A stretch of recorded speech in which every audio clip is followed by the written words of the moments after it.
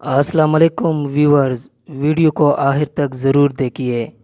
بخاری شریف میں ہے، حضرت آدم علیہ السلام کا قد مبارک 60 گز یعنی 90 فٹ تھا۔ جو بھی جنت میں جائے گا وہ حضرت آدم علیہ السلام کی صورت پر ہوگا اور اس کا قد 60 گز ہوگا۔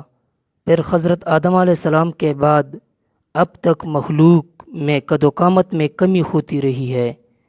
حضرت مفتی احمد یار خان نعیمی رحمۃ اللہ علیہ اس حدیث پاک کی شرح میں لکھتے ہیں کہ جنت میں صرف انسان ہی جائیں گے، جانور یا جنات نہیں جائیں گے، اور وہ تمام جنتی انسان آدم علیہ السلام کی طرح حسین و جمیل تندرست ہوگے، کوئی بدشکل یا بیمار نہ ہوگا، اور سب کا قد 60 ہاتھ ہوگا، اور کوئی ایسے کم یا زیادہ نہ ہوگا۔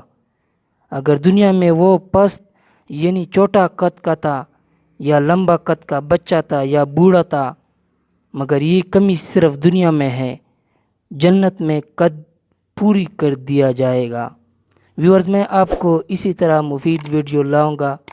اگر آپ نے ابھی تک میرا چینل سبسکرائب نہیں کیا ہے تو پلیز مہربانی کر کے سبسکرائب کیجئے، ویڈیو کو لائک کرے۔